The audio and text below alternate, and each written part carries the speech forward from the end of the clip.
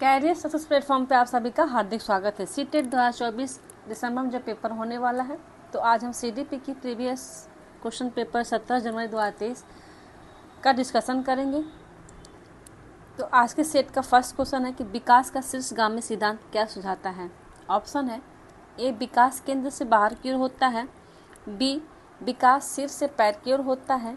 सी, सभी व्यक्तियों में विकास कैसा समान दर से होता है। डी, प्रकृति और वातावरण के मिश्रित क्रिया का परिणाम है।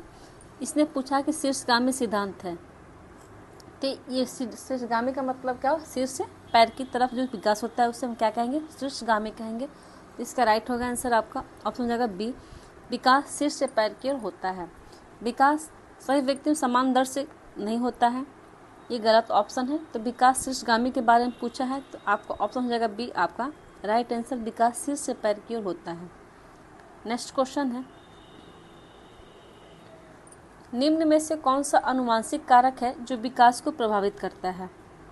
ऑप्शन है ए, सामाजिक नीतियाँ। बी, शैक्षिक संस्थाएं। सी, जैविक परिपक्वता। डी, सांस्कृतिक प्रथाएं। तो आनुवंशिक कारक जो विकास को कौन सा प्रभावित करता है, वो आपका है जैविक परिपक्वता, जो आनुवंशिक कारक है जो विकास को प्रभावित करता है। इसका राइट होगा आंसर आपका ऑप्शन होगा सी, इसका राइट आंसर। नेक्स्ट क्वेश्चन है, बहुत छोटे बच्चों के लिए निम्न में से कौन सी समाजीकरण की प्राथमिक संस्था है। ऑप्शन है ए, किताबें। B, cinema. सी, माता पिता का कार्यस्थल। डी, परिवार। इसने पूछा समाजीकरण का प्राथमिक संस्था कौन होगा, आपका परिवार होगा। नेक्स्ट क्वेश्चन है, जीन पियाजे के संज्ञानात्मक विकास सिद्धांत के अनुसार अधिकतर बच्चे किस चरण में मूर्त समस्याओं के बारे में तार्किक रूप से सोचने में सक्षम हो जाते हैं। इसने पूछा कि तार्किक रूप से सोचने में सक्षम होते हैं। ऑप्शन देखते हैं, ए, आपका संवेदीगामक अवस्था। बी, पूर्व संक्रियात्मक। सी, मूर्त संक्रियात्मक। डी, औपचारिक संक्रियात्मक अवस्था। संवेदीगामक अवस्था होती है आपका 0 से 2 वर्ष की अवस्था, जिसको इंद्रियगामक अवस्था बोलते हैं। इससे बच्चे क्या करते हैं, इंद्रियों के द्वारा अपनी ज्ञान का स्मरण करते हैं। पूर्व संक्रियात्मक अवस्था जो 7 से 207 वर्ष की अवस्था होती है, इसमें बच्चे के अंदर क्या होता है, जीवाद की अवस्था होती है। मूर्त संक्रियात्मक अवस्था आपका 7 से 11 वर्ष की होती है। इसमें बच्चा क्या करता है, तार्किक रूप से सोचना आरंभ कर देता है। तार्किक रूप से सोचना इसके अंदर सक्षम हो जाता है। आपका औपचारिक है 11 से 15 वर्ष की अवस्था जिसको हम बोलते हैं। इसमें बच्चा क्या करता है, आपका इसमें अपनी समस्याओं को सुलझाने के लिए बिल्कुल तैयार रहता है। तो इसने कहा कि तार्किक रूप से सक्षम होता है, तो आपका राइट होगा आंसर आपका मूर्त संक्रियात्मक अवस्था। नेक्स्ट क्वेश्चन है, जीन पियाजे के अनुसार व्यवहारों और विचारों का समायोजन, व्यवस्थीकरण, पुनः संयोजन और पुनः व्यवस्थीकरण करके सुसंगत प्रणाली में लाना क्या कहलाता है। ऑप्शन है ए, असंतुलितकरण। बी, संकल्पना। सी, संगठन। डी, मिथ्याधारण। इसका राइट होगा आंसर आपका ऑप्शन जाएगा सी, संगठन। नेक्स्ट क्वेश्चन है, लेव वागोस्की के अनुसार डैश चिंतन और अधिगम विकास प्रक्रिया में महत्वपूर्ण भूमिका निभाते हैं। ए है पुरस्कार और दंड। बी, सांस्कृतिक उपकरण। सी, सामान्य योग्यता समूह निर्माण। डी, अग्रिम आयोजक। इसका राइट होगा आंसर आपका ऑप्शन हो जाएगा सांस्कृतिक उपकरण। नेक्स्ट क्वेश्चन है, लेव वागोस्की के सिद्धांत में यह योजना जिसमें अध्यापिका विद्यार्थियों के लिए सवालों और सरलीकरण करती है, उन्हें संकेत देती है और सवाल को हल करने के प्राथमिक चरण बताती है, ताकि वे दी गई समस्या के समाधान को खोजने में आने वाली बाधाओं को पार कर सके, क्या कहलाती है।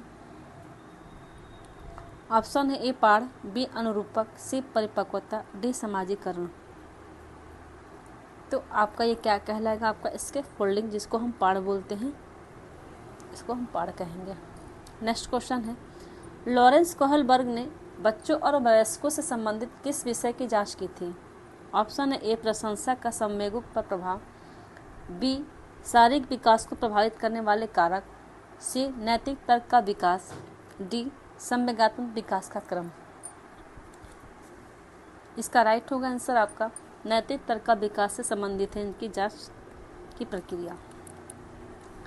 नेक्स्ट क्वेश्चन, एक अध्यापिका को अपने विद्यार्थियों में निम्न में से किस पहलू को बढ़ावा देना चाहिए?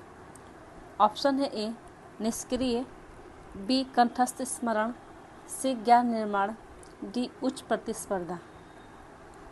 इसका राइट होगा आंसर आपका ऑप्शन हो जाएगा सी ज्ञान निर्माण को बढ़ावा देना चाहिए। नेक्स्ट क्वेश्चन, बुद्धि के समकालीन संप्रत्ययों के अनुसार बुद्धि लब्धि परीक्षण किसी व्यक्ति की बुद्धिमत्ता को जांचने के लिए उपयुक्त नहीं है क्योंकि वे अक्सर डैश होते हैं। ऑप्शन है ए वैध, बी विश्वसनीय, सी सांस्कृतिक रूप से पूर्वाग्रहित, डी व्यापक। इसका राइट होगा आंसर आपका ऑप्शन होगा सी सांस्कृतिक रूप से पूर्वाग्रहित होते हैं। नेक्स्ट क्वेश्चन, भाषा और विचार क्या है देखते हैं। ऑप्शन है ए कई महत्वपूर्ण रूपों से अंतःक्रिया करते हैं, ऑप्शन बी एक दूसरे स्वतंत्र रूप से विकसित होते हैं, ऑप्शन सी किसी व्यक्ति के विकास को प्रभावित नहीं करते हैं, ऑप्शन डी है एक स्थिर और एक रूप तरीके से ही अंतःक्रिया करते हैं। इसका राइट होगा आंसर आपका ऑप्शन ए। इसका राइट होगा आंसर भाषा और विचार कई महत्वपूर्ण रूपों से अंतःक्रिया करते हैं। नेक्स्ट क्वेश्चन है, लगभग किस उम्र के आसपास प्रायः बच्चों में जेंडर भूमिका की प्रारंभिक समझ आ जाती है? ऑप्शन ए 4 वर्ष, बी 10 वर्ष, सी 14 वर्ष, डी 18 वर्ष। तो जो जेंडर भूमिका की प्रारंभिक समझ किस वर्ष में आती है? ऑप्शन हो जाएगा इसका ए 4 वर्ष की अवस्था में इसकी समझ आरंभ हो जाती है। नेक्स्ट क्वेश्चन है, शिक्षा में समावेशन को बढ़ावा देने के लिए एक अध्यापक को ऐसा कक्षा वातावरण पैदा करना चाहिए जो ऑप्शन है ए विविधता के प्रति ग्रहण को पोषित करे, बी रूढ़िवादों और नामीकरणों को बढ़ावा दे, सी योग्यता के बारे में सत्य धारणा को पोषित करे, डी विद्यार्थियों में प्रतिस्पर्धा की भावना को बढ़ावा दे। इसका राइट होगा आंसर आपका ऑप्शन हो जाएगा ए विविधता के प्रति ग्रहण को पोषित करें। नेक्स्ट क्वेश्चन, मूल्यांकन को अधिगम के लिए मूल्यांकन रूप में इस्तेमाल करने के लिए क्या करना चाहिए? ऑप्शन ए मूल्यांकन एक निरंतर प्रक्रिया के रूप में करें, ऑप्शन बी मुख्यतः आधा पाठ्यक्रम पूरा करने के बाद मूल्यांकन करें, ऑप्शन सी सत्र के अंत में ही मूल्यांकन करें, ऑप्शन डी सत्र के शुरू में ही मूल्यांकन करें। इसका राइट होगा आंसर आपका ऑप्शन हो जाएगा ए। इसका राइट होगा आंसर मूल्यांकन एक निरंतर प्रक्रिया के रूप में करें। नेक्स्ट क्वेश्चन है, निम्न में से कौन सा सवाल विद्यार्थियों में आलोचनात्मक चिंतन को बढ़ावा देने में मददगार है? ऑप्शन ए प्लस ब का सूत्र क्या है, और ऑप्शन बी भारत का पहला राष्ट्रपति कौन था, ऑप्शन सी या किस तरह भविष्य में जल संकट को टाल सकते हैं, ऑप्शन डी बाल दिवस किस तारीख पर मनाया जाता है। इसका राइट होगा आंसर आपका ऑप्शन हो जाएगा सी किस तरह भविष्य में जल संकट को टाल सकते हैं। नेक्स्ट क्वेश्चन, पिछड़े वर्गों में आने वाले विद्यार्थियों के सफल समावेशन हेतु महत्वपूर्ण है कि ए उन्हें केवल अलग संकाय में पढ़ाया जाए, ऑप्शन बी उनमें अपनेपन की भावना को बढ़ा दिया जाए, ऑप्शन सी उन विद्यार्थियों की सामाजिक संस्कृति संदर्भ को अनदेखा किया जाए, ऑप्शन डी उनके लिए विद्यालय पश्चात ट्यूशन लेना अनिवार्य किया जाए। इसका राइट होगा आंसर आपका ऑप्शन हो जाएगा बी उनमें अपनेपन की भावना को बढ़ावा दिया जाए। नेक्स्ट क्वेश्चन, गुणज वैफल्य में जूझने वाले विद्यार्थी अक्सर किस क्षेत्र में चुनौती महसूस करते हैं? ऑप्शन ए गणित, बी गायन, सी दौड़, डी चित्रण। इसका राइट होगा आंसर आपका वो चुनौती गणित में महसूस करते हैं। नेक्स्ट क्वेश्चन, निम्न में से कौन सा प्रावधान दृष्टिबाधिता से जूझने वाले विद्यार्थियों के समावेशन में बाधक बन जाता है? ऑप्शन ए ब्रेल किताबें, ऑप्शन बी स्पर्शनीय मानचित्र, सी है आपका लिपि की मदद लेना, डी लिखित परीक्षाएं। बाधक कौन बनता है हमारा? दृष्टिबाधित बच्चे के लिए तो लिखित की परीक्षाएं जो होता है तो दृष्टिबाधिता से जूझने वाले विद्यार्थियों के समावेशन में बाधक बन जाता है। नेक्स्ट क्वेश्चन है, निम्न में से कौन सा गुण प्रायः संवेदनशीलता ग्रहित विद्यार्थियों में देखा जाता है? ऑप्शन ए पुनरावृत्तीय व्यवहार, ऑप्शन बी संज्ञानात्मक नम्यता, ऑप्शन सी उच्च स्तरीय संप्रेषण कौशल, ऑप्शन डी दिनचर्या में बारंबार बदलाव की चाह। इसका राइट होगा आंसर आपका पुनरावृत्तीय व्यवहार में परिवर्तन संवेदनशीलता ग्रहित विद्यार्थियों को देखा जाता है पुनरावृत्तीय व्यवहार में। नेक्स्ट क्वेश्चन है, रेशमा 3 साल की उम्र से ही स्वतंत्र रूप से पढ़ने लगी और उसने अपनी पहुंच की हर किताब पढ़ ली। रेशमा किस तरह की विशेषता दिखा रही है? ऑप्शन ए स्वाधीनता, बी प्रतिभाशीलता, सी पठन वैफल्य, डी मानसिक विकलांगता। इसका राइट होगा आंसर आपका प्रतिभाशीलता। नेक्स्ट क्वेश्चन है, बच्चे सबसे बेहतर डैश द्वारा सीखते हैं? ऑप्शन ए खोजी अधिगम, ऑप्शन बी पुनरावृत्ति और अभ्यास, सी निष्क्रिय नकल, डी कंठस्थ स्मरण। इसका राइट होगा आंसर आपका ऑप्शन हो जाएगा ए खोजी अधिगम के द्वारा बच्चे सीखते हैं। नेक्स्ट क्वेश्चन है, कथन और तर्क। कथन है कि विद्यालयों में केवल सीखी गई सामग्री पुनरुत्पादन पर जोर देना चाहिए। तर्क है कि स्मृति न तो रचनात्मक होती है न ही निर्वचनात्मक होती है। इसका सही विकल्प क्या होगा आपका? ऑप्शन ए है कि ए और आर दोनों सही है लेकिन आर ए की सही व्याख्या करता है। ऑप्शन बी ए और आर दोनों सही लेकिन आर ए की सही व्याख्या नहीं करता है। ऑप्शन सी ए सही लेकिन आर गलत है। ऑप्शन डी ए और आर दोनों गलत हैं। इसका राइट होगा आंसर आपका ऑप्शन हो जाएगा डी सही, इसका राइट होगा आंसर।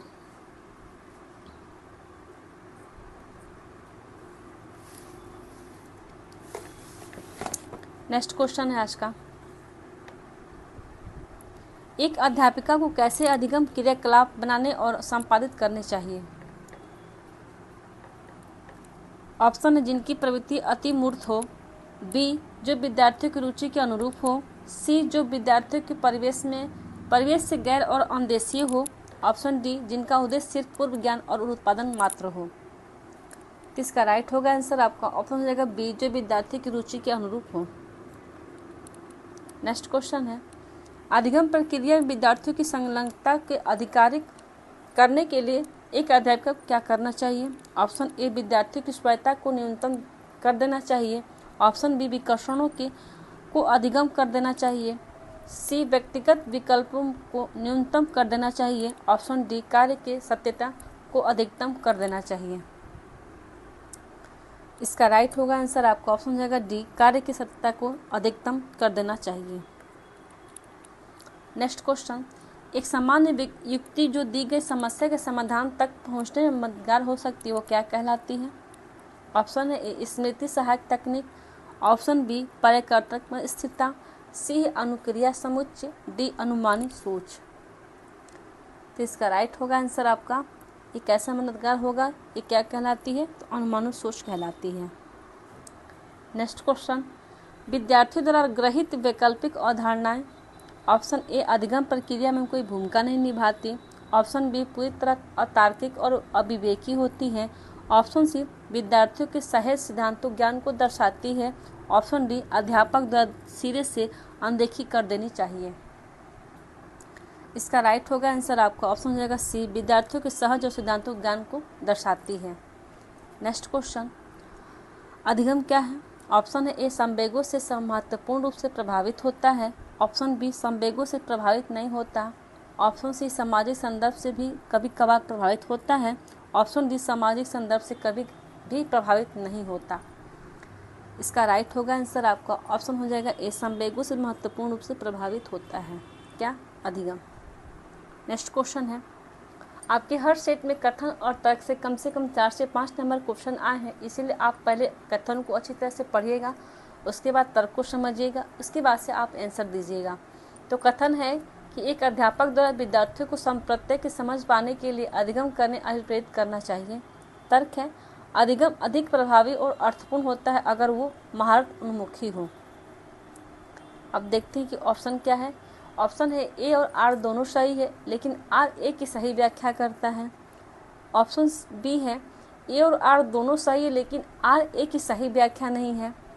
ऑप्शन सी ए सही लेकिन आर गलत है। डी है ए और आर दोनों गलत हैं।